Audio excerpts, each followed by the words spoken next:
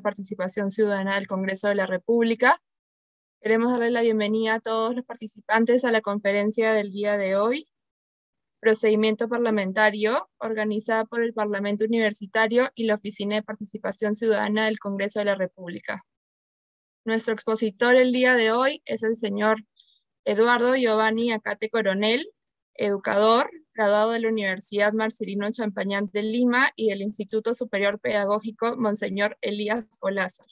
Periodista egresado de la Universidad Jaime Bauzata y Mesa, también cuenta con estudios concluidos en Comunicación y Marketing por la misma universidad.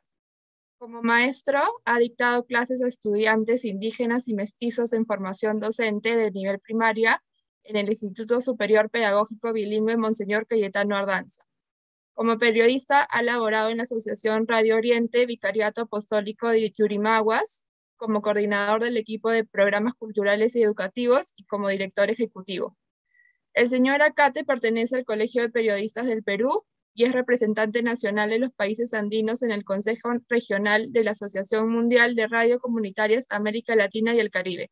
También se ha desempeñado como jefe de imagen institucional y relaciones públicas de la Unidad de Gestión Educativa Local de Alto Amazonas y como director administrativo de la Dirección Subregional de Educación Marañón-San Lorenzo. También fue congresista de la República en el Congreso Extraordinario del periodo 2020-2021. Gracias, señora Acate, le doy la palabra. Muchas gracias, Julia. Un saludo a todos los participantes en esta mañana. En este curso virtual, esta conferencia sobre procedimientos parlamentarios. Quiero darle a todos la bienvenida. Gracias por haber respondido a esta convocatoria hecho por la Oficina de Protección Ciudadana del Congreso de la República. Bienvenidos a todos ustedes y vamos a iniciar con algo de retraso, pero ya estamos listos para poder compartir. Mientras también van ingresando nuevos participantes que también se suman a esta charla del día de hoy. Quiero iniciar esta mañana compartiendo con ustedes, en primer lugar, lo que es el Congreso de la República, lo que es, en este caso, nuestro Parlamento Nacional, porque es importante saber sobre qué estamos específicamente dialogando, sobre qué estamos específicamente hablando en estos momentos. El Congreso de la República, si uno revisa, y uno puede en este caso observar, apreciar quiénes son sus integrantes, ¿no? Tenemos a 130 parlamentarios que han sido elegidos, que han sido designados, en este caso a través de un proceso electoral, en unas elecciones generales, donde elegimos al presidente de la República y también, en este caso, elegimos a los parlamentarios que representan a cada una de las regiones. En el caso de la región Loreto, a la región a la cual pertenezco como ciudadano y donde tengo mi residencia, tiene 4 congresistas. En ciertas ocasiones hemos visto y hemos escuchado que muchas veces somos parte también de esta opinión. Señalamos, decimos uno mismo, expresa sentimientos frente al Parlamento Nacional por situaciones que ocurren dentro de las decisiones que toman nuestros parlamentarios, nuestros congresistas. Una de ellas que siempre escucho, alguna vez también he sido parte de esa expresión, señalar, decir que este Congreso, este Parlamento no me representa. Es una expresión que muchas veces es común a lo que nosotros expresamos, a lo que nosotros vamos señalando. Y si hacemos una mirada del país, una mirada de las regiones, de la costa, sierra y selva, del norte, sur, centro, oriente, del país como tal, de las personas, de los ciudadanos, y miramos al Congreso, nos damos cuenta pues que ahí también están todas las sangres, están todos los credos, están todas las ideologías, a excepción de aquella que intenta filtrarse, pero que el ciudadano sabe identificar que tiene que ver con aquella que es esa ideología violentista, esa ideología terrorista. Esa no está y no debería estar nunca debería llegar en este caso a nuestro Parlamento Nacional, porque es un espacio democrático, es un espacio de diálogo, es un espacio pluralista, donde todos tienen, en este caso, la opción, el espacio para poder opinar, para poder, en este caso, poder expresarse. Si revisamos conceptos, vamos a encontrar en el diccionario de términos parlamentarios, por ejemplo, decir que el Congreso de la República es el cuerpo representativo de todo ente colectivo. Y también el periodista Fernando Santolaya nos dice que es un órgano de representación política que ejerce determinadas funciones dentro de un Estado constitucional o de derecho. Esto es en sí lo que es el Congreso de la República. Es lo que tenemos y es finalmente lo que nos representa. Hay que recordar, cuando uno va al proceso electoral, va a ejercer su derecho a voto, es allí donde uno valida al representante del Ejecutivo y también al representante del Legislativo. Es un proceso democrático, si bien es cierto, no es voluntario, es obligatorio, pero es el espacio donde los peruanos, los ciudadanos, decidimos quiénes estarán dentro del Parlamento, dentro del Poder Ejecutivo. Y si revisamos el Congreso de la República, el Congreso también tiene una organización que como institución la tiene de manera permanente, la tiene en este caso siempre, que tiene que ver con el servicio parlamentario, uno de ellos, y lo otro que también está establecido, pero que cada periodo, cada 5 años, cambia de actores. Y nos referimos a la organización parlamentaria.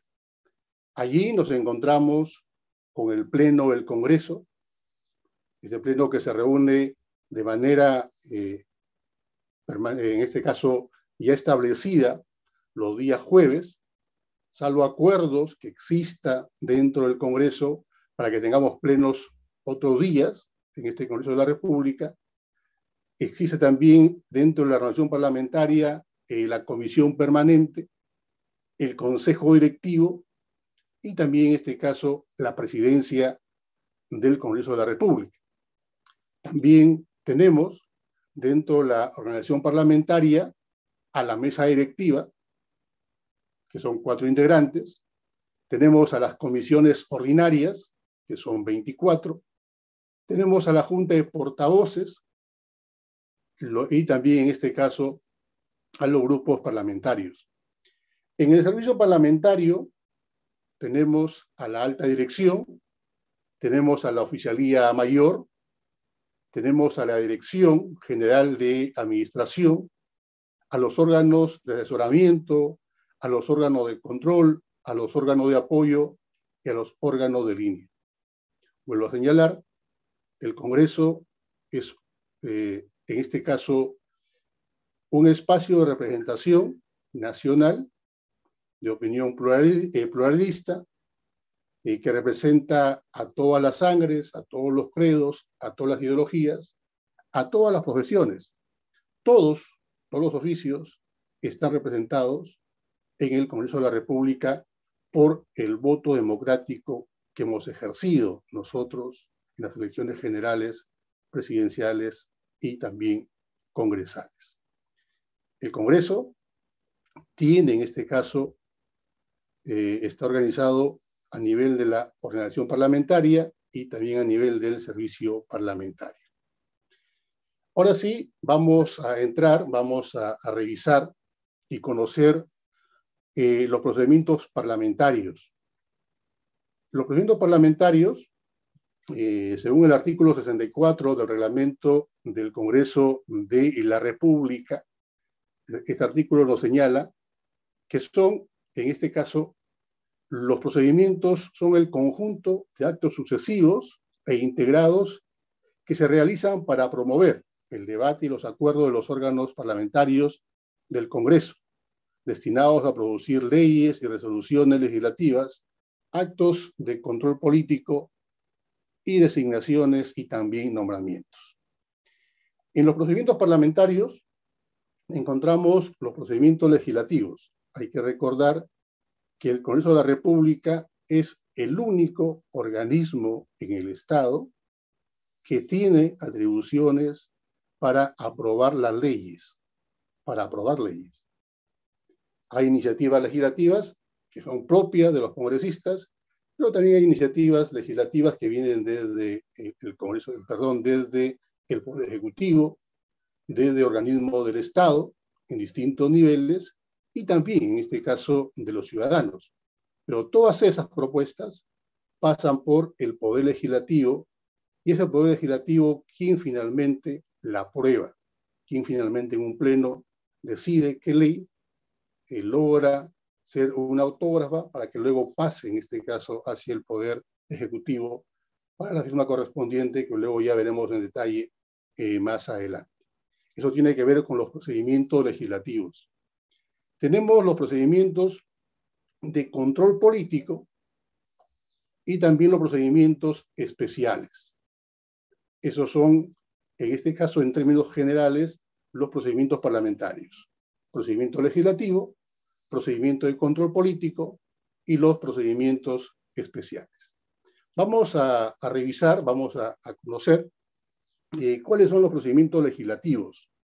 Tenemos dentro de ellos a las leyes ordinarias, las leyes orgánicas, tenemos las leyes autoritativas, tenemos la ley de presupuesto, de endeudamiento y ley de equilibrio financiero, tenemos la ley de demarcación territorial, tenemos la ley de reforma constitucional y también las resoluciones legislativas. ¿A qué nos referimos en el procedimiento legislativo cuando hablamos de las leyes ordinarias? Son aquellas leyes que tienen una categoría menor y pueden normar cualquier materia.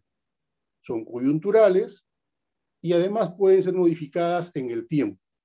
Estas leyes están enmarcadas por lo general en aquellas que tienen que ver con el ejercicio de profesiones, el tema de los gremios, leyes con temas comerciales, tributarias, penales, y dentro de estas podríamos señalar, enmarcar o poner como ejemplo en la ley ordinaria la ley 31.336, que es la Ley Nacional del Cáncer. Tenemos también la ley 31.056, que se aprobó también en el Congreso Extraordinario, ley que amplía los plazos de la titulación de terrenos ocupados por posesiones informales y dicta medidas para la formalización.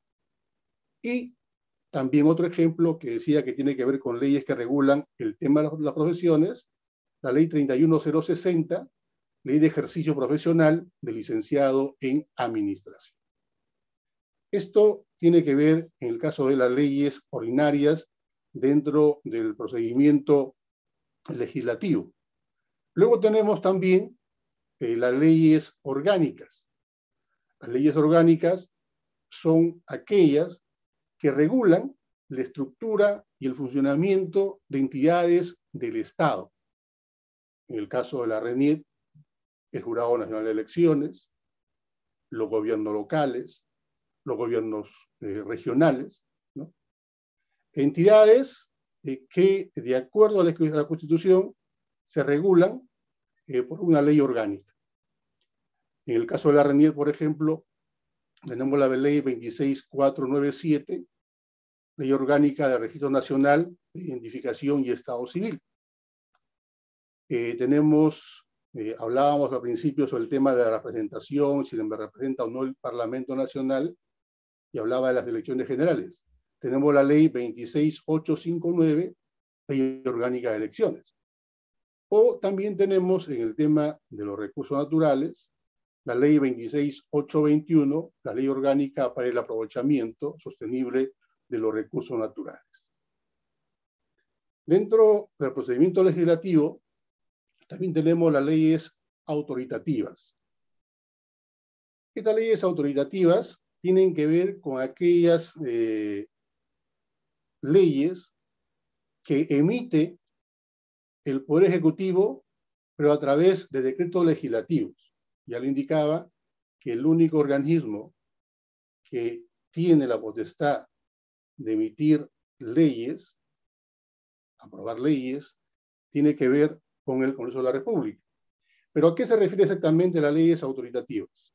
Ustedes, que son acuciosos, están siempre pendientes de lo que ocurre en el ámbito nacional, habrán escuchado, habrán visto que los presidentes de turno, los gobiernos de turno, suelen pedir al Congreso de la República facultades para legislar, facultades para hacer leyes que respondan al momento, a la coyuntura de acá de entonces, y que permitan que el país pueda seguir caminando.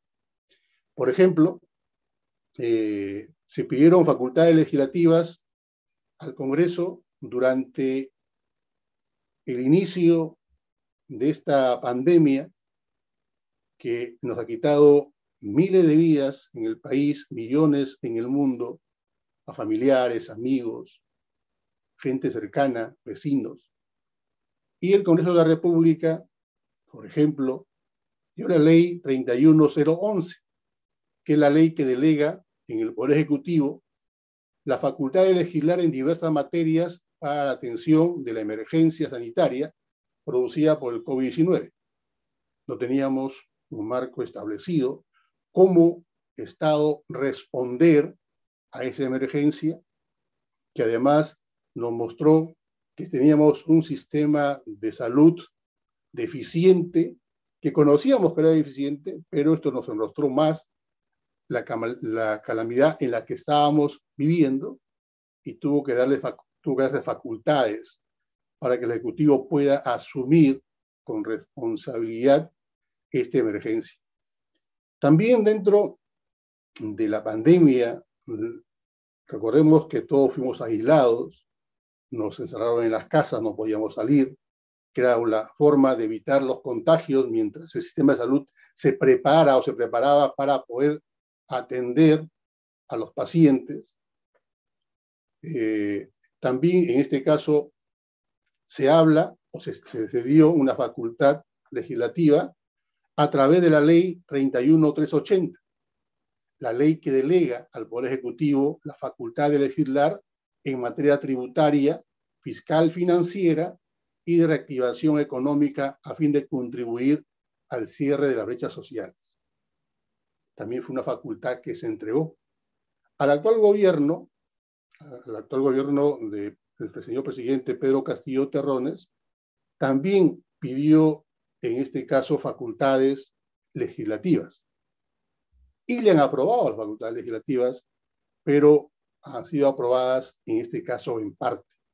Pueden aprobar el 100% de facultades que pide el Ejecutivo, lo puede aprobar el Legislativo, y también puede aprobarlo en parte, como ha ocurrido con el actual gobierno de Pedro Castillo Terrones. Pedirle a Julia que envíe el enlace de asistencia para que los participantes puedan hacer su inscripción correspondiente. Entonces decíamos, procedimientos legislativos, tenemos las leyes ordinarias, tenemos la ley orgánica, tenemos las leyes autoritativas, y también tenemos la ley de presupuesto de endeudamiento y ley de equilibrio fiscal en el procedimiento legislativo. Esta tiene que ver con el presupuesto nacional, el presupuesto que se destina a los órganos del Estado. Por ejemplo, para este año 2022, se han aprobado 197 millones. Comparado con el 2021, que fue 183 millones, se ha incrementado casi un 8% adicional al presupuesto público para el año 2022. Eso es lo que se ha hecho o se ha aprobado finalmente en esta ley de presupuesto. En la ley de presupuesto hay un tema que se vuelve candente durante su discusión en el Congreso de la República que se inicia en el mes de agosto y culmina en el mes de noviembre. ¿En qué sentido? Cuando, en este caso, el Ejecutivo envía la propuesta sobre el presupuesto nacional, hay un espacio de diálogos, de trabajo entre la Comisión de Presupuesto del Congreso y el MEF. Y hay una serie de hechos que se van dando y que muchas veces se quiere entender que el Congreso de la República está incurriendo en no el cumplimiento de su reglamento del Congreso. El artículo 76 señala que, y también la Constitución Política en el artículo 79 señalan que el Congreso no tiene iniciativa de gasto. Ninguna ley que emita el Congreso debe generar gasto al Estado. Pero durante la ley de presupuesto, la discusión de la ley de presupuesto, permite, porque está en el reglamento, que los congresistas puedan participar dentro del presupuesto y además solicitar, viabilizar para que ciertos proyectos de inversión pública de sus regiones, de sus provincias, de sus distritos, previo análisis y debate del MEF, pueda ser incluido en el presupuesto de la República. Eso sí está establecido. Durante ese periodo de discusión que tiene que ver con la ley de presupuesto, sí es factible hacerlo. Y en la práctica parlamentaria eso se da permanentemente. El congresista en ese periodo no está incurriendo en ninguna falta al reglamento, está dentro de este procedimiento. Finalmente, el que decide o el que aprueba ese pedido es el MEF, de acuerdo al presupuesto que ellos están manejando o que tienen para este año fiscal, que en este caso es el año 2022. Tenemos también las leyes de demarcación territorial dentro de los procedimientos legislativos. Aquí, algo que hay que tener claro y concreto es que este tipo de leyes, este tipo de iniciativas, solo le corresponden en este sentido al Poder Ejecutivo. El Congreso de la República no puede sacar leyes que tengan que ver con demarcación territorial, con la creación de nuevos distritos, con la creación de provincias. No le compete. Pero ustedes dirán, uno escucha, uno ve, uno lee, uno se entera que el Congreso está sacando leyes declarativas para la creación de uno o tal distrito. Y finalmente, cuando se aprueba en el Congreso, va al Ejecutivo, el Ejecutivo las observa.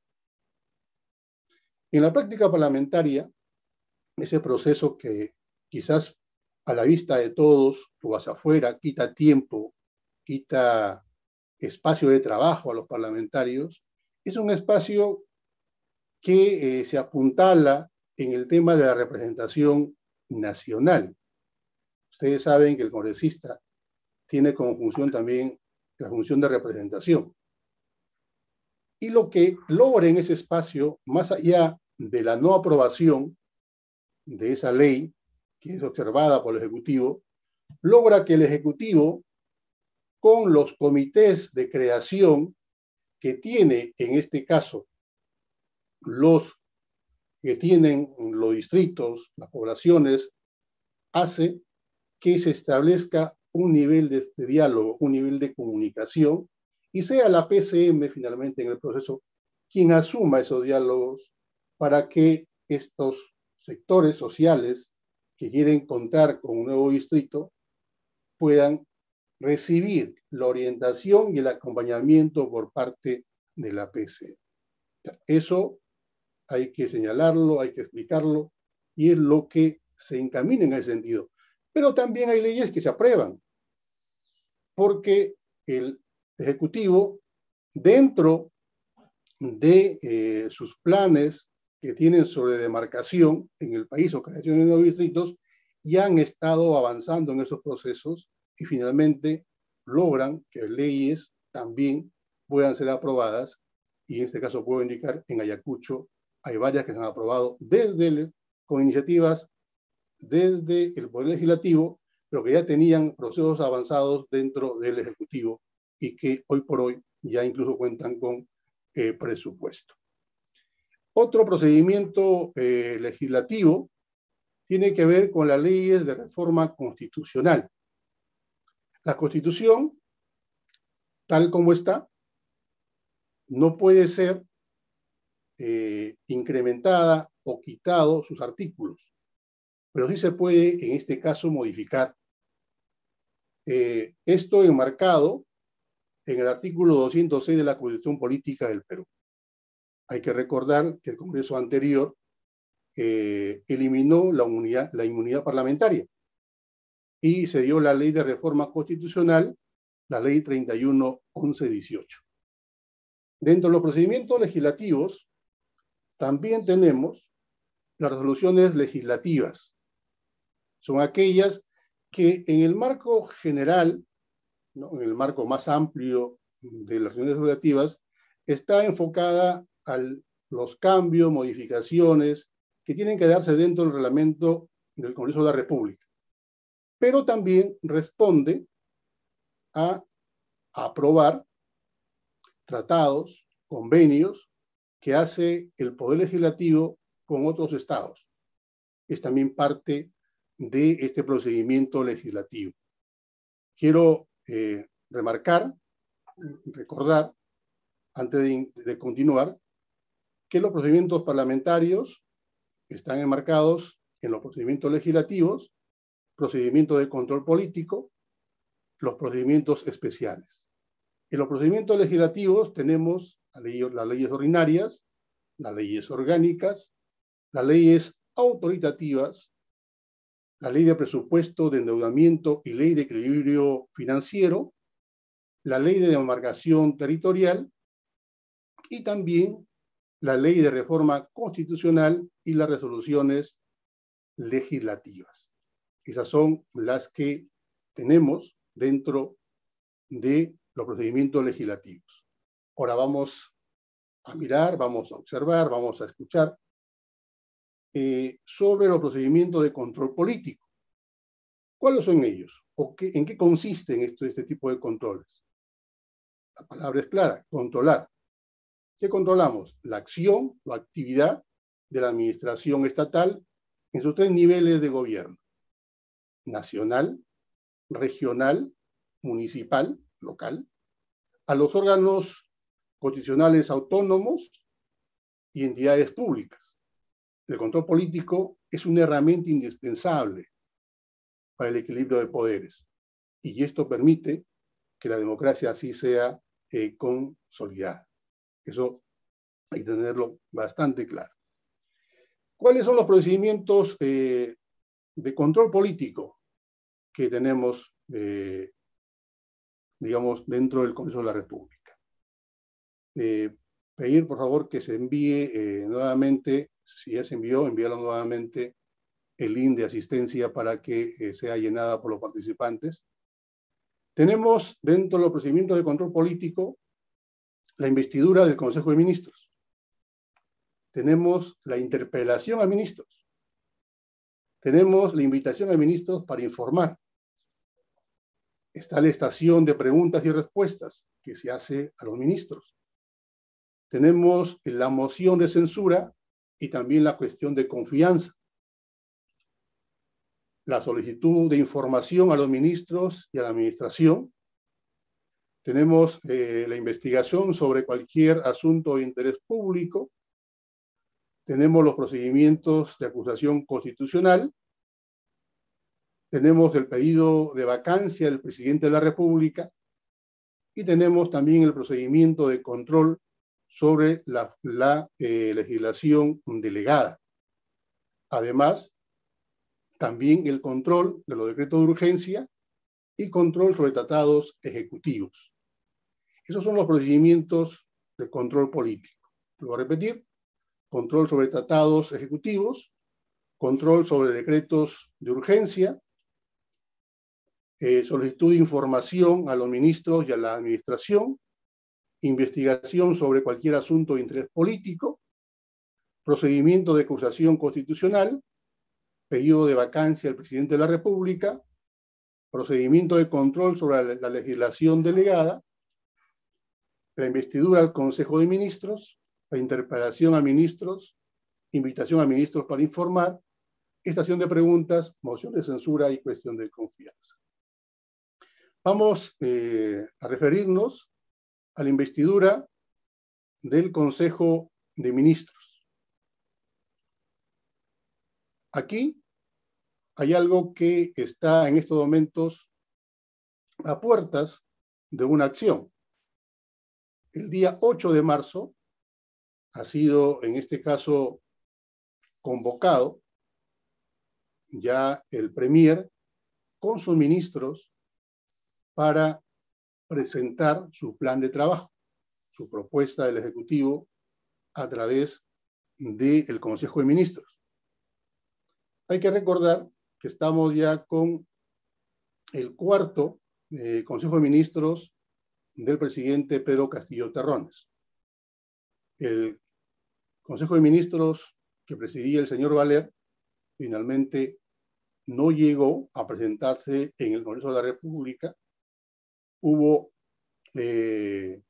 alguna serie de observaciones a varios de sus ministros, varios de los, en este caso, congresistas, varias bancadas, pusieron una serie de observaciones a varias de sus designaciones y ya se conocía que no se iba a dar la investidura, no se iba a dar la cuestión de confianza a este Consejo de Ministros. Eso fue lo que se conocía. Ese mensaje finalmente llegó al presidente de la República y decidió que este Consejo de Ministros sea cambiado y buscó un nuevo gabinete. Pero hay que recordar que el ministro Valer, si bien es cierto, una vez juramentado él y sus ministros, envió una comunicación formal, tal como se establece, al Congreso de la República para que vaya a exponer su plan de trabajo y reciba la investidura, cometió, no sé si el error o lo hizo sabiendo lo que estaban haciendo, él puso la fecha y la hora para esa sesión de investidura, esa sesión para escuchar su plan de gobierno, su plan de trabajo de este nuevo Ejecutivo, este nuevo Consejo de Ministros. Por supuesto, recibió una carta que luego todos conocimos de tengo problemas con el internet, estoy intentando iniciar la cámara, pero se me corta, disculpen ustedes. Y por lo tanto, no llegó a presentarse. Este actual nuevo gabinete envió la carta pidiendo, en este caso, la fecha y la hora, y ha sido aceptado, y le han pedido como fecha y hora, y le han puesto como fecha y hora el día 8 de marzo. Es donde el actual Premier y su gabinete van a pedir la investidura luego de la presentación de este nuevo Consejo de Ministros, amparados en el artículo 82 del reglamento del Congreso de la República. También tenemos la interpelación a los ministros. En este sentido, hay que señalar que la interpelación al ministro es ya, en este caso, el momento más complicado y álgido de la relación y la comunicación entre un ministro y el Congreso de la República. Hay allí ese nivel ya no de un paso positivo o un paso importante de comunicación. La interpelación ya es un escenario más complicado en este caso. Y es una práctica de control político que además está establecido dentro del artículo 83 del reglamento del Congreso. Hay que recordar que hace poco acaba de renunciar el ministro de Transportes y Comunicaciones. Hubo una denuncia de una ciudadana que en este caso ha decidido ser colaboradora eficaz, y dentro de su denuncia señalaba una serie de acusaciones, en este caso en contra del ministro de Transportes y Comunicaciones, y esto ha motivado que algo que parecía que no se iba a dar en el Congreso, porque eso estaba ocurriendo, no se tenía las firmas necesarias para proceder a una interpelación, pero finalmente esta se logró. El ministro tenía que ir al Congreso a responder lo que las preguntas que iban a pedir los parlamentarios. Finalmente no ha llegado y ha renunciado en este sentido al cargo. Y al menos hasta el día de ayer no se tenía conocimiento de quién era el ministro de Transportes. No sé si el día de hoy, pero hasta ayer no teníamos el conocimiento. Otro procedimiento de control político tiene que ver en este sentido con la invitación a ministros para informar. Es un espacio más tranquilo, más amable entre el congresista, las comisiones, el Parlamento y los ministros. Y esta invitación se hace mediante una moción de orden del día, y por lo general los ministros van, informan, responden, pero no tiene mayor consecuencia, más allá de las críticas muchas veces subidas de tono, para el ministro que cumple con esta función de informar. Puede ser en el Pleno, como también en este caso a nivel de las comisiones ordinarias que tiene el Congreso de la República. Está la estación de preguntas y respuestas, que se envía hacia el Ejecutivo, y a través del Consejo de Ministros ellos designan qué ministros, o si es el Premier, quien va y responde a esta estación de preguntas. Y luego a repetir, es un procedimiento más calmado, que lo que pretende es tener información de primera mano, en este caso de los ministros, y que no tiene el resultado muchas veces que hay en una interpelación. También tenemos la moción de censura y la cuestión de confianza. En la cuestión de censura y cuestión de confianza, aquí hay dos casos concretos. Uno tiene que ver la cuestión de confianza directamente con la investidura del Consejo de Ministros. En este sentido, si el Premier con sus ministros, luego de exponer su plan de trabajo, su plan de la gestión que tienen, su plan de gobierno, no logran los votos de mayoría simple, se dice que finalmente no han logrado la investidura y la cuestión de confianza no ha sido aprobada. ¿Qué ocurre cuando la cuestión de confianza no ha sido aprobada? El Premier tiene que renunciar, y esto pues conlleva a todo su gabinete. Y el presidente de la República tiene en este caso que designar un nuevo gabinete. Vamos a esperar a ver qué ocurre el día 8 de marzo en el Congreso de la República. La moción de censura. La moción de censura pasa cuando el ministro interpelado no logra la aprobación del Pleno. No logra la aprobación y por lo tanto se emite una moción de censura. Y algo que está pasando en estos momentos, por ejemplo, con el ministro de Salud. En la práctica parlamentaria, lo que se tiene como procedimiento normal es que el ministro interpelado responde a las preguntas que se alcanzó.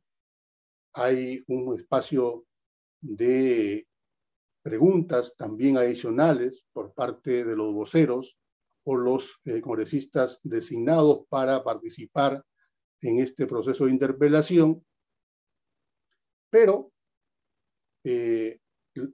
y luego de eso hay una votación para ver si respondió o no respondió a las inquietudes del Congreso, y muchas veces el ministro se va sin ningún problema, o muchas veces no es aprobada y finalmente hay una moción de censura. Pero decía que hay un tema especial en estos momentos. La bancada de Restauración Nacional, si no mal recuerdo, acaba el día de ayer de presentar una moción de censura directa, argumentando que no es necesario hacer la interpelación primera para luego ir a la censura. Y están pidiendo la moción de censura contra el ministro de Salud. Sí, y yo tengo unas dificultades con el video, lo tengo activo, pero no, el internet no me está respondiendo tal cual. Al finalizar voy a alcanzarles un PPT por este enlace para que ustedes puedan tenerlo, con las disculpas del caso. El internet me está jugando una mala pasada y también pedir que se siga enviando el link de asistencia. Vamos a continuar, y esta vez seguimos en los procedimientos de control político y tiene que ver con la solicitud de información a los ministros y a la administración pública. Eso, igual que cualquier ciudadano, los congresistas tienen derecho a acceder a información pública, siempre y cuando, pues, en este caso para el ciudadano no sea secreto de Estado. Los congresistas sí tienen ciertas prerrogativas que sí le permite acceder a este tipo de informaciones, especialmente cuando están, en las comisiones de investigación. El artículo 87 dice claramente que el congresista puede pedir información a los ministros, a los órganos de Estado, pedir información al Contralor, a la BCR, a la SBS. O sea, es parte del control político. Investigaciones sobre cualquier asunto de interés público. Y aquí vemos, y existe en este caso, la creación de comisiones investigadoras. La idea de esto, el objetivo de estas comisiones es el esclarecimiento de los hechos que se están denunciando. Tanto las investigaciones sobre cualquier asunto de interés público, como el tema de la solicitud de información a los ministros y a la administración del Estado, responde en su gran mayoría a lo que el congresista, al tener su demanda de representación o a las visitas que recibe en su despacho congresal, a los ciudadanos, hay inquietudes que ellos traen, interrogantes que ellos tienen, problemas que tienen en sus localidades y que muchas veces no encuentran la respuesta en el momento apropiado o nunca las encuentran. Entonces, el parlamentario se encarga en su función de representación de trasladar esas inquietudes para luego poder responder a los ciudadanos que están pidiendo esas informaciones y buscar alternativas que permitan la atención a ellos y la resolución de sus problemas. También tenemos los procedimientos de acusación constitucional. Aquí lo que vemos, y hay uno último, ustedes recuerdan que el presidente de la República, el señor Pedro Castillo Terrones, el señor presidente, señaló y declaró sobre la salida soberana, como así se entendió, de Bolivia hacia el Pacífico. Han habido denuncias hacia el presidente en la subcomisión de acusaciones constitucionales, las cuales ha sido aprobada por el voto dirimente de la presidenta de esta subcomisión, la congresista Rocío Torres, y hoy pesa sobre el presidente una acusación ya aceptada en esta subcomisión. También otro procedimiento de control político tiene que ver con el pedido de vacancia del presidente de la República. Hay una moción que finalmente debe contar con 26 firmas para que pueda ser presentada. Con menos firmas es imposible que se presente. Presentada la moción, esta tiene que ser admitida en el Congreso de la República. Se va a un debate, se va a un pleno y sustentada la moción de vacancia, se procede a la votación. Si se consigue, en este caso, los 52 votos necesarios, el Congreso inicia un juicio político al presidente de la República. Hoy se anuncia, se conoce, que el periodo de vacancia al presidente de la República sigue presente, sigue vigente, y no de ahora, incluso desde ya el inicio de su gestión.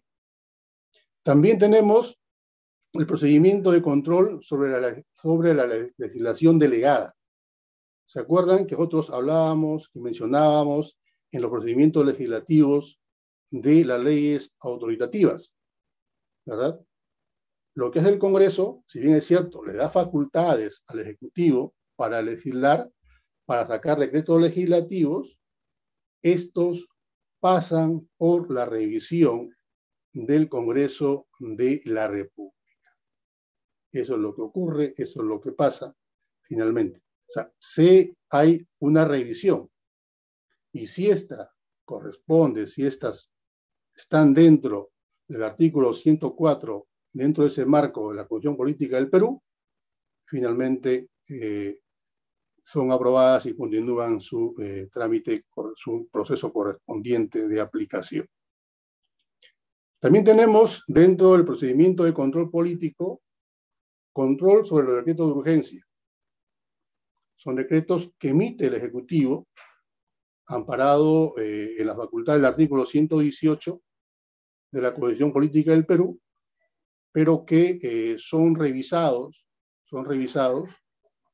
en este caso por el Congreso de la República, llegan a la Comisión Permanente, la Comisión Permanente le deriva el decreto de urgencia hacia la comisión correspondiente de acuerdo al contenido de este decreto y también a la Comisión de Constitución, que es la principal, la que se encarga de revisar, evaluar y decir si está de acuerdo a ley este decreto de urgencia que en este sentido tiene que ha sacado el Poder Ejecutivo.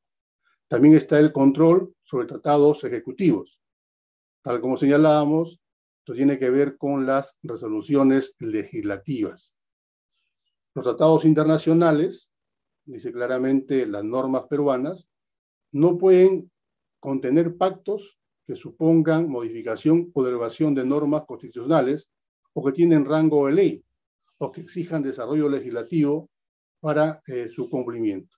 Dentro de los 3 días útiles que el presidente celebra ese tratado, ese pacto, debe ser revisado por el Congreso de la República a través de la Comisión Permanente.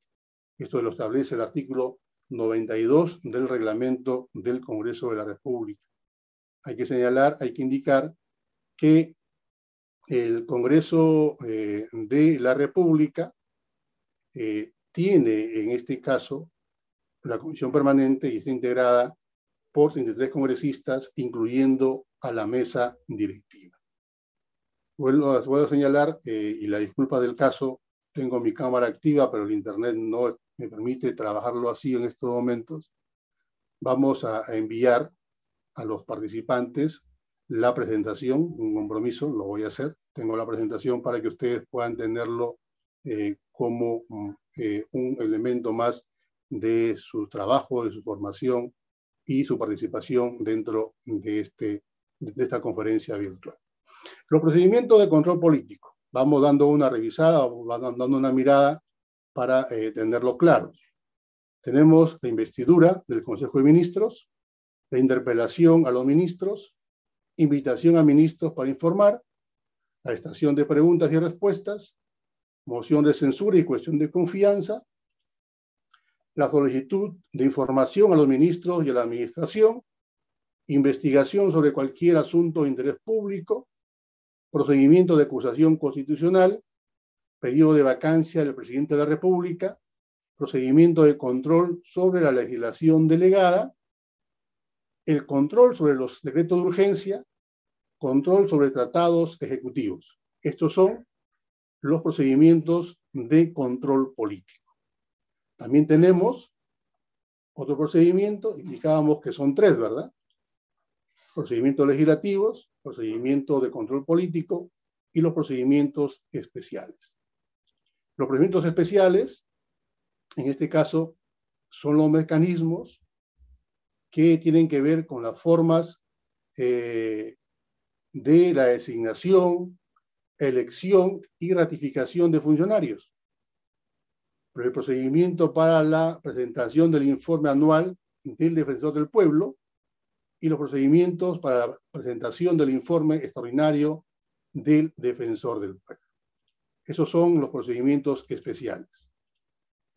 Y si uno revisa cuáles son los procedimientos de designación, elección y ratificación de funcionarios, nos encontramos que tenemos a la Contraloría General de la República, tenemos al Banco Central de Reservas del Perú, tenemos a la Superintendencia de Banca, Seguros y Administradoras Privadas de Fondos de Pensiones, al Defensor del Pueblo y al Tribunal Constitucional. El Contralor llega hacia la Comisión Permanente como propuesta del Poder Ejecutivo. De la Comisión, finalmente, quien aprueba esa designación. Si no está de acuerdo, el presidente de la República, el Ejecutivo, tiene que, en este caso, enviar una nueva propuesta. El Contralor tiene un periodo de gestión de 7 años y tiene además todas las prerrogativas de un ministro de Estado. El actual Contralor de la República es Nelson Yalta. En el tema del BCR, en el Banco Central de Reservas, ocurre lo mismo. Es el Ejecutivo, es el presidente de la República, quien envía la designación hacia el Congreso de la República para finalmente el Congreso, la Comisión Permanente, vea si está de acuerdo o no con la designación. Si no está de acuerdo, ocurre lo mismo que con el Contralor, le pide al presidente que envíe una nueva propuesta. Y en este caso tenemos a don Julio Velarde Flores como presidente del Banco Central de Reserva del Perú. Hay que recordar que hubo todo un proceso ahí de diálogo permanente entre el Ejecutivo, Legislativo, el ministro del MEF, el presidente de la República, con Julio Velarde, para que siga como presidente del Banco Central de Reserva del Perú.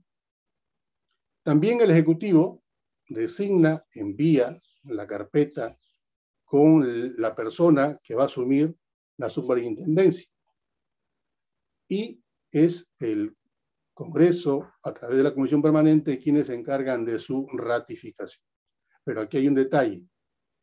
El Congreso sí puede remover, en este sentido, al superintendente o la superintendente. Eso está establecido como norma. Y actualmente la superintendente es Socorro Heisen Segarra. El Defensor del Pueblo es elegido, es designado, es elegido por el Congreso de la República. Los requisitos: 35 años, que sea un abogado, que tenga buena reputación, integridad y sobre todo independencia. El cargo actual del defensor ya está vencido. El Congreso tiene que iniciar el proceso de convocatoria, de elección para el nuevo Defensor del Pueblo, pero hasta que eso ocurra, hoy el Defensor del Pueblo es don Walter Gutiérrez Camacho. El Tribunal Constitucional también es una elección que pasa por el Parlamento Nacional. Se crea una comisión que trabaja, que se encarga de la convocatoria, que se encarga de la revisión de expedientes para designar a los nuevos miembros del Tribunal Constitucional, en este caso 7. Y esta elección se elige con el 2/3 del número legal de miembros. Hablamos de 87 votos. Hoy por hoy tenemos solamente 6 magistrados en el Tribunal Constitucional. Uno de ellos falleció y el actual presidente del tribunal es don Augusto Ferreros Costa, es el magistrado que es el presidente del tribunal en estos momentos. Hay también, o tenemos los instrumentos del procedimiento parlamentario. Tenemos, en este caso, las proposiciones de ley o resoluciones legislativas, que son propuestas sobre proyecto de ley que emanan dentro de la función natural que tienen los congresistas de la República. También tiene facultades de hacer propuestas legislativas el presidente de la República, los órganos autónomos del Estado, los gobiernos regionales, los gobiernos locales, colegios de profesionales, también lo tienen en este caso los ciudadanos. Pero todas estas propuestas legislativas se debaten y se aprueban dentro del Congreso de la República, en las comisiones y, por supuesto, finalmente ya en el Pleno del Parlamento Nacional. Tenemos las mociones del orden del día, que también es otro instrumento parlamentario. Son propuestas que los congresistas utilizan para ejercer su derecho de pedir al Congreso que adopten acuerdos sobre asuntos importantes de interés para el país y relaciones con el Poder Ejecutivo.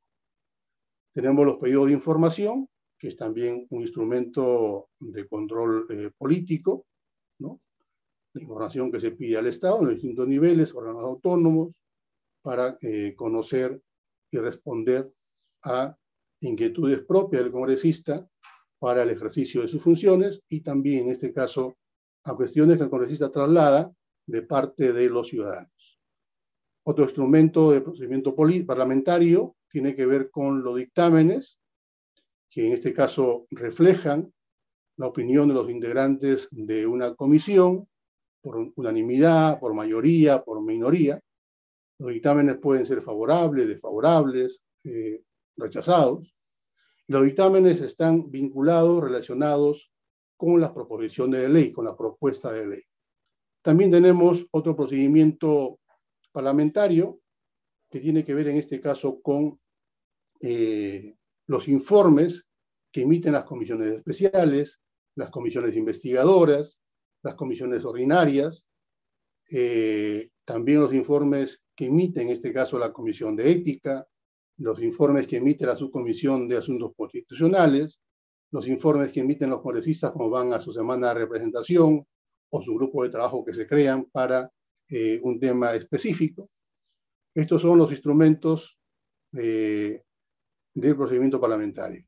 Repito, proposiciones de ley o resoluciones legislativas, mociones del orden del día, pedido de la información, dictámenes y también en este caso los informes.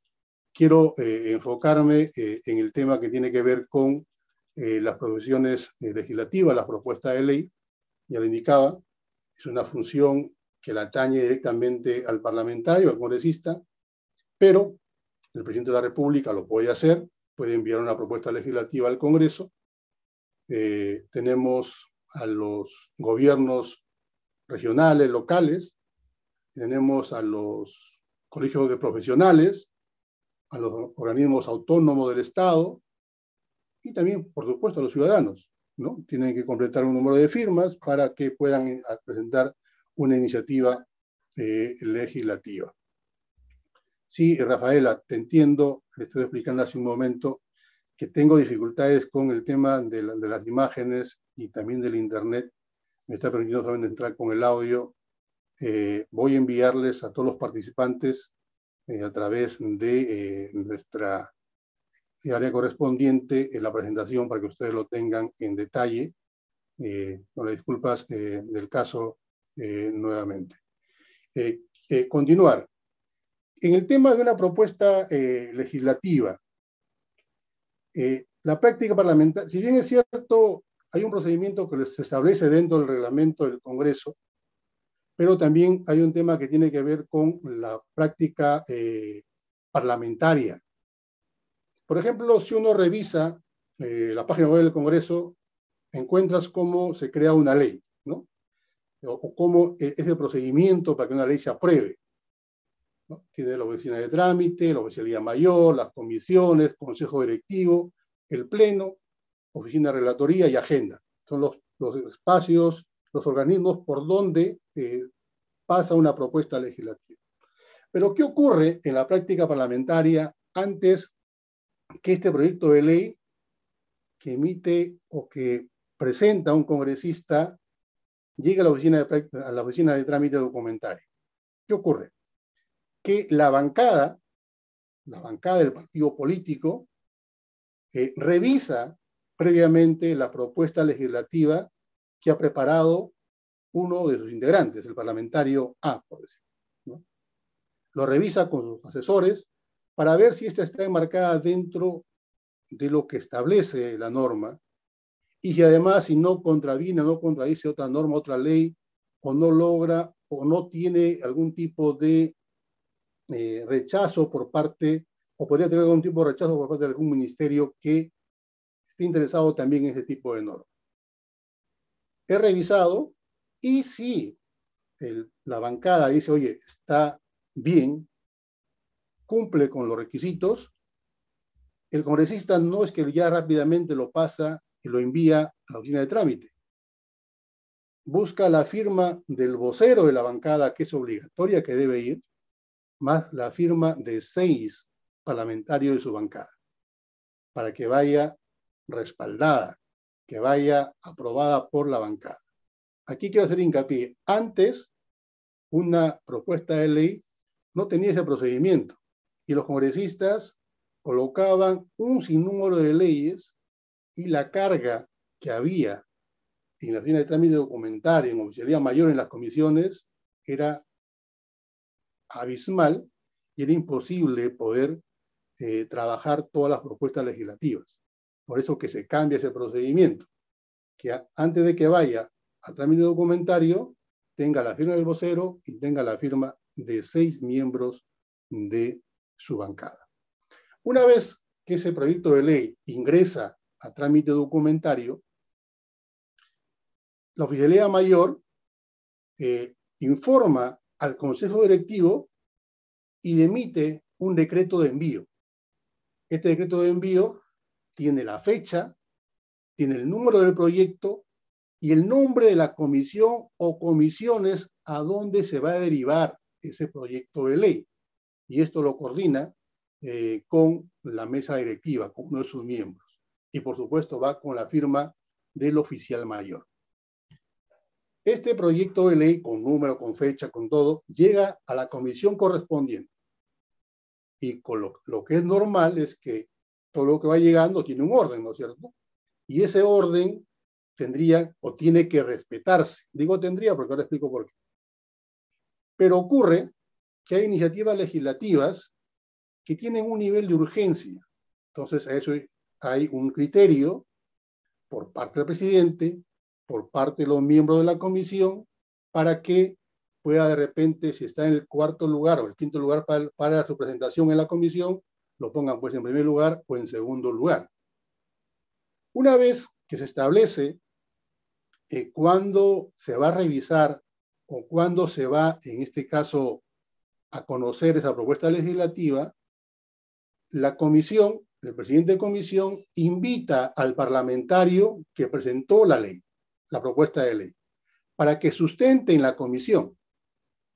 Este parlamentario sustente en la comisión su propuesta legislativa y convoca, llama a los miembros de la comisión para que puedan aprobar y puedan finalmente, dentro de la comisión, iniciar todo el trabajo para la elaboración del predictamen de esta iniciativa legislativa. Pero ocurre también que no es la única propuesta de ley que tiene como objetivo el nombre o el fin de esa propuesta de ese congresista.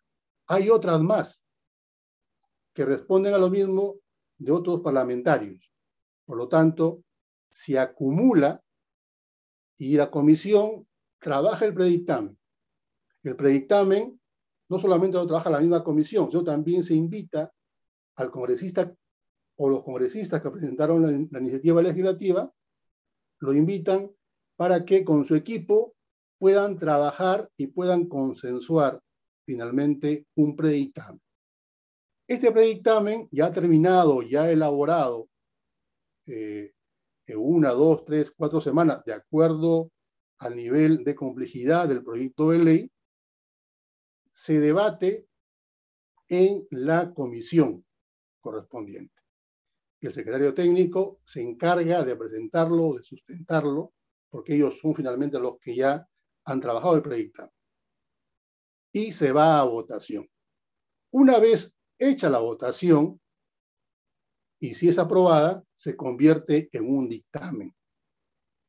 Este dictamen, la comisión la deriva ya al Consejo Directivo. El Consejo Directivo, con apoyo del oficial mayor, el director general del Parlamento y el relator, ya lo ordenan y lo colocan en la agenda del Congreso de la República. Y aquí ocurre lo mismo. Llegó un orden, pero según la necesidad y la prioridad y la urgencia, por acuerdo de Junta de Portavoces, se puede, y con la mesa directiva, por supuesto, se acuerda colocarlo uno u otro lugar de acuerdo a su prioridad y necesidad de ser debatido. Una vez en el Pleno, este dictamen es finalmente sustentado por el presidente de la comisión correspondiente, de donde salió el dictamen. Él lo sustenta y la mesa directiva le da también al congresista o los congresistas que presentaron la iniciativa legislativa para que un tiempo determinado también puedan sustentar su proyecto de ley, que ahora es dictamen, y además solicitar a los demás miembros del Congreso de la República para que voten por la aprobación de la misma. Si esto se aprueba en el Pleno del Congreso, por lo general todo dictamen que ya pasa al Pleno ya ha sido trabajado, ha sido consensuado y logra su aprobación. Tenida su aprobación, esta se convierte en una autógrafa de ley. Esta autógrafa de ley la firma el presidente o la presidenta del Congreso con otro congresista, perdón, otro miembro en este caso, la mesa directiva, y se envía hacia el Poder Ejecutivo, hacia el presidente de la República, para que en 15 días, de acuerdo a lo establecido por la ley, pueda en este caso aprobarla y publicarla en el Diario Oficial del Peruano, y luego de su publicación se vuelve ya en ley, observarla y devolverla también hacia el Congreso de la República. El Congreso de la República puede decir estar de acuerdo con la observación, mejorar la ley, inicia nuevamente todo el proceso de discusión, o dice no, la comisión correspondiente dice no, vamos a ir por insistencia. Y el Congreso es la que finalmente la aprueba tal como la envió en su momento al Ejecutivo, y esta ley es firmada ya por el Poder Legislativo, por la presidenta del Congreso de la República. Eso es lo que el día de hoy quería con ustedes compartir sobre procedimientos parlamentarios. Nuevamente, la disculpa del caso, el Internet me está jugando una mala pasada desde casi la mitad de esta exposición. El compromiso es que tenemos los correos de todos ustedes, los participantes, y a ustedes vamos a hacerles llegar la presentación para que lo tengan dentro de sus archivos de trabajo, archivos de estudio, que les pueda servir. Muchas gracias, Julia. Concluido con esta parte de la conferencia, te dejo a ti para continuar. Hay una pregunta, señora Cate. si se pueden modificar los procedimientos legislativos ahí en el chat. Los procedimientos legislativos están establecidos dentro del reglamento del Congreso. Y todo aquello que sea acuerdo del Parlamento Nacional, y si se busca, en este caso, lograr una modificación de la misma, es viable. Repito, todo procedimiento que permita mejorar el desarrollo y las funciones y el rol del parlamentario es posible para poder, en este caso, atender una acción tal como se hace finalmente a través de las resoluciones legislativas.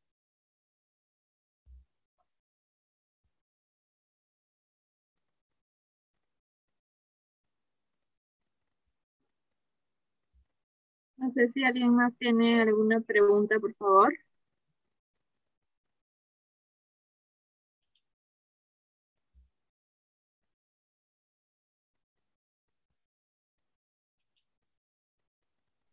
Tenemos otra pregunta en el chat, señora Kate, por favor.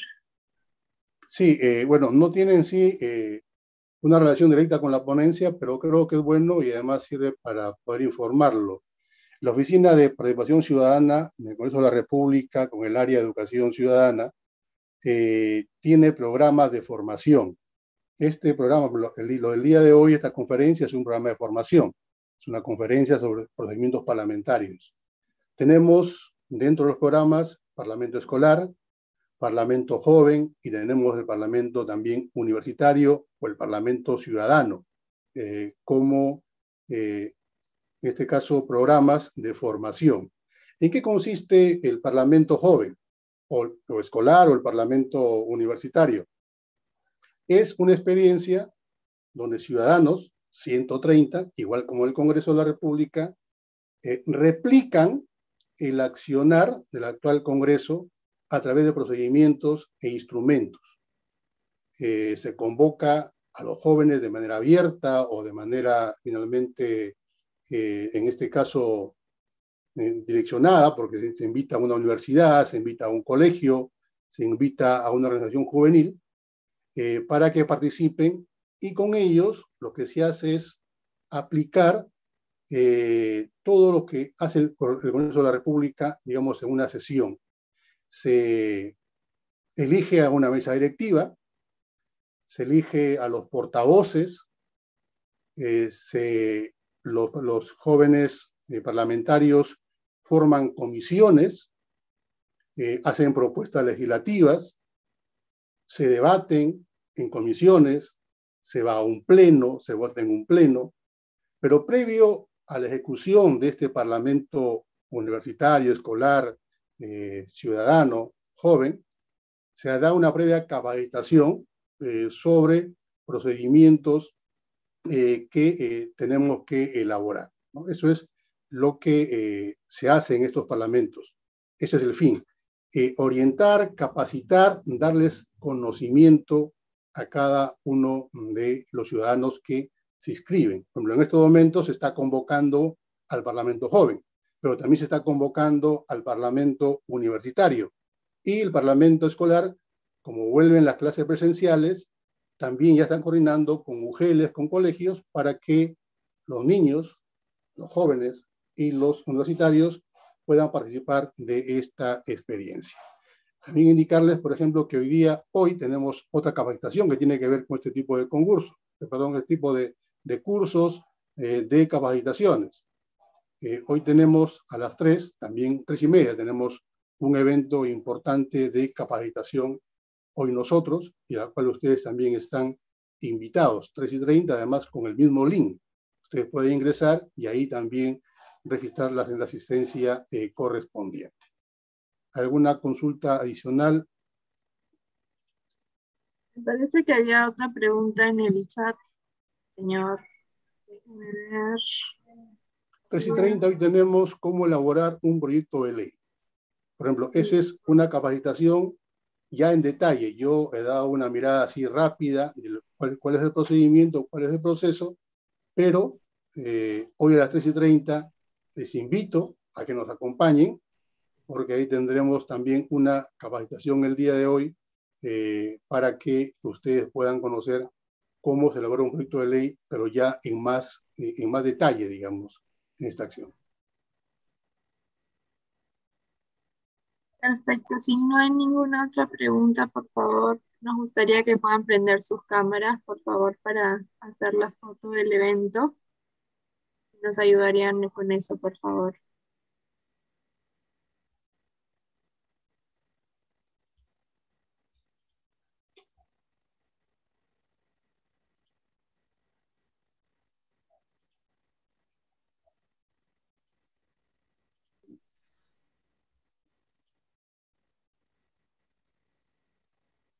Muchas gracias, señora Kate, por la exposición. También muchas gracias. Julia, en el transcurso del día, por favor, me pasas la relación o yo te paso el PPT para que a los jóvenes que han participado durante esta exposición se pueda enviarles, por favor, para que lo puedan tener. Gracias. Perfecto, el día de hoy hacemos el envío del material de la exposición a los mails con los cuales se inscribieron. Muchas gracias. Muchas gracias, que tengan un buen día. 3:30 les esperamos.